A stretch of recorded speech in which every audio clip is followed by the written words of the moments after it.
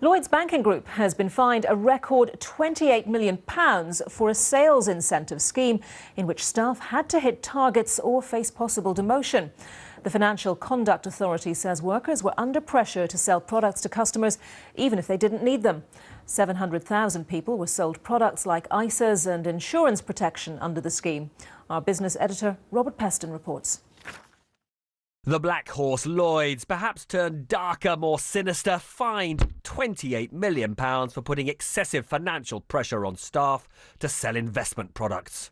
The fine we've imposed on Lloyds today relates to failures in the way that they designed and monitored the incentive schemes that applied to their sales advisors. What we found was that the schemes that were in place ran the risk that the advisors would be encouraged to sell products to customers in order to meet targets, rather than really thinking about whether or not those products were right for the customers concerned. A former Lloyds manager who didn't want to be identified explained how the material well-being of customers came second to generating commission.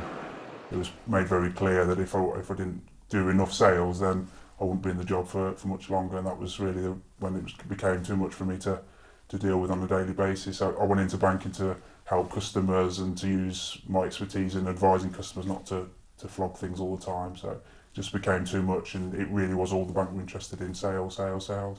The inappropriate pressure on Lloyds staff to sell included the so-called champagne bonus of 35% of monthly salary for hitting sales targets, the threat that salary would be cut by 50% for missing targets, and a prize known as a grand in your hand for hitting the target. One Lloyds advisor was so worried about being demoted that he flogged financial products to his wife, a colleague and himself. The regulator has painted a picture of Lloyds being transformed into a vast boiler room, putting excessive financial pressure on its staff to sell unsuitable financial products to hundreds of thousands of customers. But there is a paradox here, which is that these financial investment products have on the whole done quite well because they've been linked to the performance of the stock market, which means many of the people in effect missold these products have done better than if they'd left their money in the bank. Now, what may seem shocking is that the high-pressure selling tactics were in place between 2010 and 2012, after the financial crisis and long after we'd expected banks to clean up their acts. Sadly, this is no big surprise. We know that the bank culture of sales not putting customers first is still wrong. That's why the regulator needs to step in, make these big fines, but make sure the culture of banking is changed to take the pressure off staff to push sales. Lloyds says it's now putting the interests of customers first. You might say, better late than never. Robert Peston, BBC News.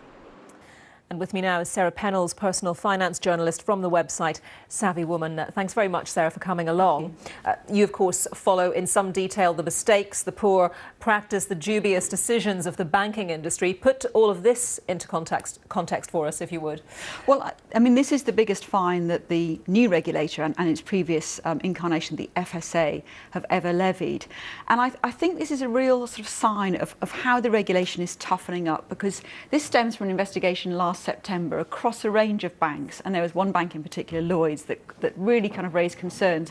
But they said that this isn't the last. There may be further fines, because they're now really turning their attention to the culture within banks and also kind of the management and how close an eye they've kept on the way their staff are behaving. So I think it's very, very significant, but we may see other fines in the future.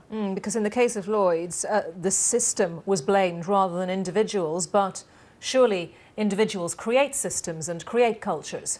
Yeah, I mean, Lloyds is saying they've got a new management team in, and they are now turning their focus solely on the customer. Having read what the regulator published today, I mean, I have to say it is shocking reading. And you have to wonder why it takes a new management team to realise they should be focusing on the customers. I mean, in some cases, sales managers were receiving bonuses even when many of their sales were identified as being missed sales. And the way the bonus was structured, there was a real incentive to get that last 1% so you hit your target, even if that sale wasn't suitable. I mean, I think a lot of customers will just be rolling their eyes and thinking, what next? You know, not necessarily customers just of Lloyds. When's the next scandal? When is this actually going to change? Now, as it happened, a lot of the products that were sold were linked to the performance of the stock market. and they've done okay, haven't they? But that's, you know, getting away from the principle of what happened, I suppose. If someone is concerned about the products that they were sold, what should they do at this point? Well, the regulator has sort of set out that the bank has to contact a number of customers where it thinks they've been missold. So I wouldn't say sort of get on the phone today or tomorrow to Lloyds Bank or to Halifax if you think you've been missold. Give it some time, because that's already beginning to happen. They're contacting some customers. But if you don't hear and you think you have lost out, and it's not just investments, it's also things like income protection, critical illness, policies that pay out if you're too ill to work, then contact them, because you shouldn't lose out. But normally when the regulator tells the bank to do something, it keeps quite a close eye to make sure it does actually compensate people properly. OK, Sarah, thank you very much for that. Sarah Pennells.